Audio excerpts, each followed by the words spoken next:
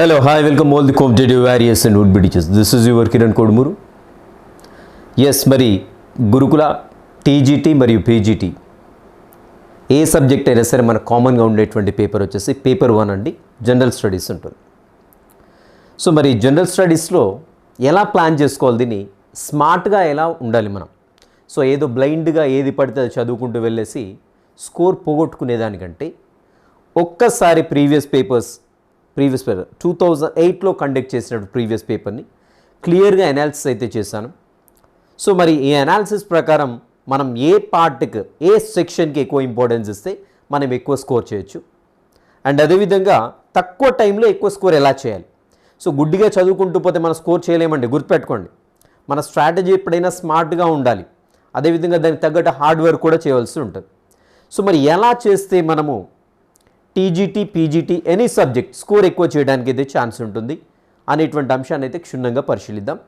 So నేను ఈ analysis వచ్చేసి ఎంటైర్గా మనకు ప్రీవియస్ పేపర్ 2018లో కండక్ట్ చేసినటువంటి టీజీటీ పీజీటీకి కామన్ పేపర్ 1ని అనాలిసిస్ చేసి నేను చేశానండి. ఒక 35 డేస్ ప్లాన్ చేసుకుంటే, సో ఇన్ కేస్ మనకు 3 months టైం ఉందనుకుంటే అన్ని పేపర్స్కి మనం ఈక్వల్గా వెయిటేజ్ ఇచ్చుకుంటూ వెళ్తామండి.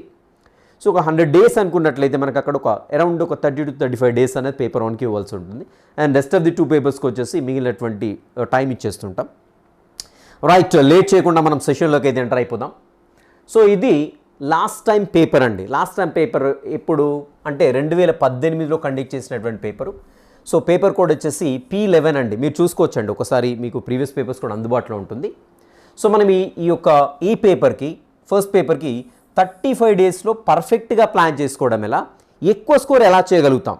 ఎక్కువ స్కోర్ చేయాలి, స్మార్ట్గా ఉండాలి, హార్డ్ వర్క్ ఎక్కువగా ఉండకుండా మన స్కోర్ ఎక్కువగా ఎలా చేయగలుగుతాం ఒకసారి చూసుకుందాం. సో ఓవరాల్గా లాస్ట్ టైం పేపర్ని అనాలిసిస్ చేసినట్లయితే మనకి 3 సెక్షన్స్ కనపడుతూ ఉంటాయండి మనకి ఇలా. సో ఫస్ట్ సెక్షన్లో వచ్చేసి మనకు కంప్లీట్గా జనరల్ నాలెడ్జ్కి సంబంధించినటువంటి సో అది మొత్తం కూడా ఉంటుంది. సో జనరల్ స్టడీస్గా చెప్తూ ఉంటాం మామూలుగా. సో ఇంకా దీంట్లో వచ్చేసి కరెంట్ అఫైర్స్ ఉంటుంది. కరెంట్ అఫైర్స్ నుండి లాస్ట్ టైం 7 క్వశ్చన్స్ అడగడం జరిగిందండి, 7 క్వశ్చన్స్. ఇంకా రెస్ట్ ఆఫ్ ది పార్ట్ అంటే ఇంకా అన్నీ ఉన్నాయి మనకి, ఏంటి పాలిటీ ఉంది, ఎకానమీ ఉంది, హిస్టరీ ఉన్నది, so Telangana movement, so everything. So చాలా హెవీ చాప్టర్ అండి ఇది, ఇక్కడ హెవీ పార్ట్ అండి ఇది, రెస్ట్ ఆఫ్ ది పార్ట్ వచ్చేసి దీంట్లో. సో దీంట్లో నుండి 33 క్వశ్చన్స్ అడగడం జరిగింది. సో మరి ఓన్లీ మనం ఈ 33 క్వశ్చన్స్ గురించి ఫోకస్ చేస్తూ వెళ్ళామనుకోండి, మనకున్న 35 డేస్ కాదు కదా, ఇంకో 3 months చదివిన ఈ పార్ట్ కాదు మనకి. సో అంత హెవీ పార్ట్ అది. సో కాబట్టి దీనికి ట్రై చేద్దాం. ఆల్రెడీ దీనిపైన పట్టున్న వాళ్ళైతే ఏం చేయాలి, సో అస్సలు పట్టు లేని వాళ్ళైతే ఎలా ఎక్కువ స్కోర్ చేయాలో అది చూద్దాం. సో ఇది వచ్చేసి కరెంట్ అఫైర్స్ 7 marks అండి, and rest of the part వచ్చేసి మనకి 33 marks అండి. So like science and technology కావచ్చు, పాలిటీ కావచ్చు, ఎకానమీ కావచ్చు, తెలంగాణ మూమెంట్ కావచ్చు, అండ్ సో ఇలాంటివన్నీ ఉన్నాయి దాంట్లో మనకి. ఇవన్నీ వచ్చేసి మనకి rest of the part 33 questions. And second part చూసినట్లయితే దాంట్లో మనకు జనరల్ అబిలిటీస్ ఉంటాయండి. జనరల్ అబిలిటీస్లో వచ్చేసి మనకి డేటా ఇంటర్ప్రిటేషన్ కావచ్చు, రీజనింగ్ కావచ్చు, ఇలాంటివన్నిటి నుండి మనకి 15 marks అడగడం జరిగింది. 15 marks అడిగాడు. అండ్ ఇంకా నెక్స్ట్ 15 marks వచ్చేసి ఇక్కడ టీచింగ్ ఆప్టిట్యూడ్ నుండి అడిగాడు, అదేవిధంగా మోరల్ వాల్యూస్ నుండి అడిగాడు, మిగిలిన 15 క్వశ్చన్స్. సో ఓవరాల్గా మనకి సెక్షన్ 2 ఏదైతే ఉందో, సెక్షన్ 2లో జనరల్ అబిలిటీస్ ఏదైతే ఉందో దాని నుండి 15 క్వశ్చన్స్ అడిగాడు, and teaching aptitude moral values రెండు కలిపి 15 marks. సో ఇలా 15 క్వశ్చన్స్ వచ్చేసి ఓవరాల్గా సెక్షన్ 2 నుండి మనకు మొత్తం వచ్చేసి 30 క్వశ్చన్స్ అడగడం జరిగింది. సో సెక్షన్ 1 వచ్చేసి 40 క్వశ్చన్స్ అడగడం జరిగింది. అండ్ ఇంకా లాస్ట్ పార్ట్ ఏదైతే ఇంగ్లీష్ ఉందో, ఇంగ్లీష్లో వచ్చేసి మనకు ఓవరాల్గా 30 క్వశ్చన్స్ అడిగాడండి. సో దీని వెయిటేజ్ చూసినట్లయితే చూడండి, ఇక్కడ మనకి 40% వచ్చేసి ఫస్ట్ సెక్షన్ నుండి అడిగాడు, 30% వచ్చేసి సెకండ్ సెక్షన్ నుండి అడిగాడు, అండ్ థర్డ్ పార్ట్ ఏదైతే ఉందో దీని నుండి వచ్చేసి 30% అడిగాడు. ఓవరాల్గా మనకి 100% ఇక్కడ 100 క్వశ్చన్స్ అనేది ఇవ్వడం జరిగింది. సో ఇప్పుడు నా పరిస్థితి ఏంటి, జనరల్ స్టడీస్ మీద నాకు పట్టు లేదు. సో అలాంటప్పుడు నాకు రెస్ట్ ఆఫ్ ది ఏరియాస్ మీద మొత్తం కూడా బాగా పట్టు ఉంది అనుకుందాం. సో నేను ఇప్పుడు అన్నెసెసరీగా ఈ రెస్ట్ ఆఫ్ ది పార్ట్ ఏదైతే చెప్పానో, సో సైన్స్ అండ్ టెక్నాలజీ కావచ్చు, పాలిటీ కావచ్చు, ఎకానమీ కావచ్చు, హిస్టరీ కావచ్చు, తెలంగాణ మూమెంట్ కావచ్చు, ఇవన్నీ ఉన్నాయి. సో నేను దీన్ని నెగ్లెక్ట్ చేస్తే నాకు పోయేటువంటి మార్క్స్ అని. సో అప్రాక్సిమేట్లీ ఇది సో నెక్స్ట్ టైం కూడా ఇలాగే ఉండడానికి ప్రాబిలిటీ ఉంటుందండి. సో నేను లాస్ట్ టైం చెప్పాను, లాస్ట్ నోటిఫికేషన్ చెప్తూ, సో నెక్స్ట్ నోటిఫికేషన్ రాకముందుకి ఇలా ఉండొచ్చు, లాస్ట్ టైం నోటిఫికేషన్ ఇది ఇలానే ఉంటుందంటే మొన్న నోటిఫికేషన్ రిలీజ్ అయింది, సేమ్ యాజ్ యూజ్గా అలాగే ఉంది.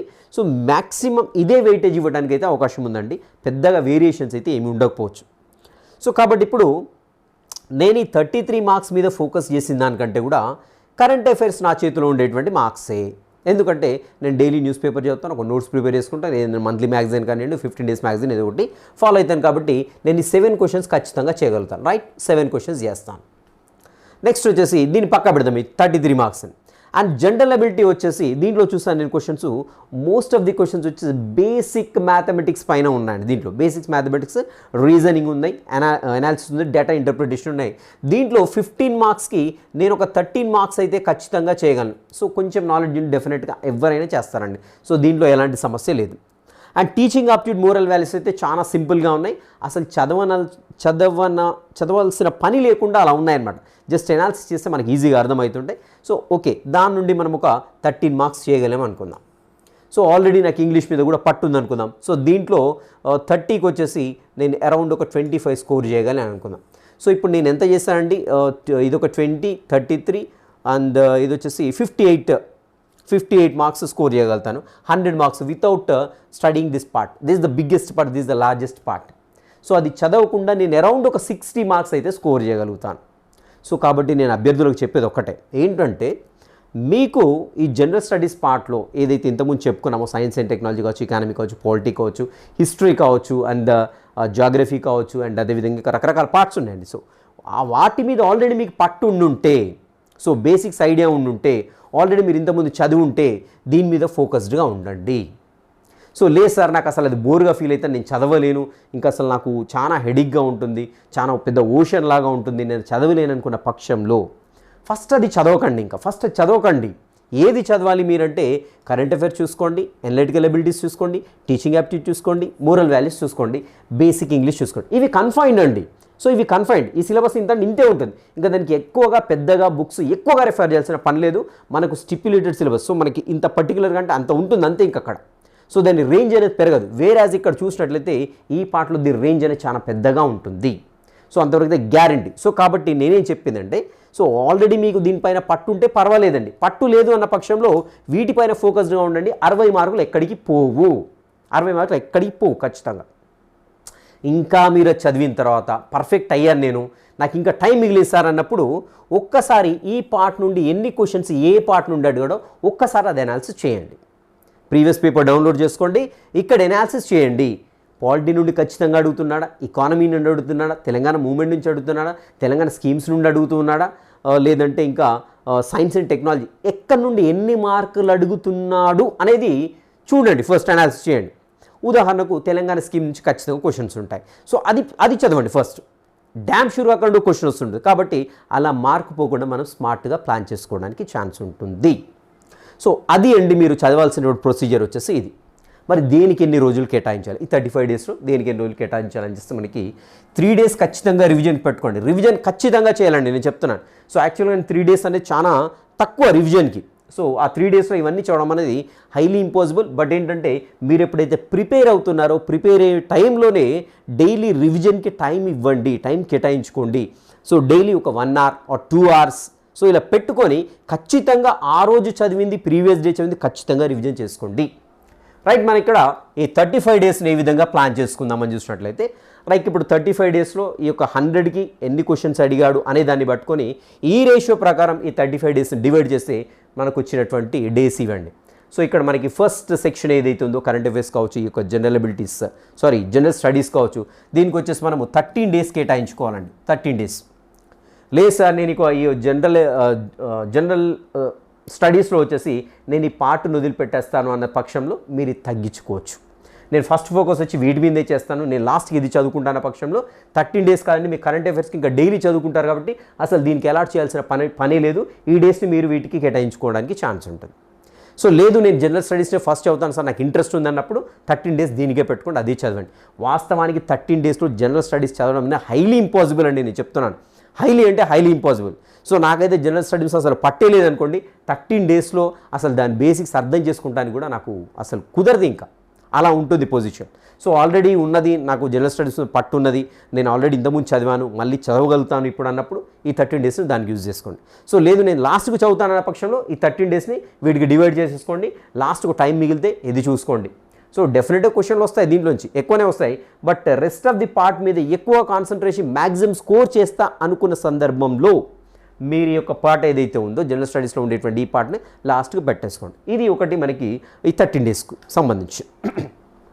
And rest of the time చూసినట్లయితే ఇక్కడ 15 డేస్ దీన్ని కేటాయించుకోండి. ఎనలైటికల్ ఎబిలిటీస్ ఏవైతే ఉన్నాయో సెక్షన్ 2లో ఎనలైటికల్ ఎబిలిటీస్ ఏవైతే ఈ 15 క్వశ్చన్స్కు 5 డేస్ కేటాయించుకోవాలి. 5 డేస్లో మీరు కంపల్సరీ దాన్ని కంప్లీట్ చేయాల్సిందే.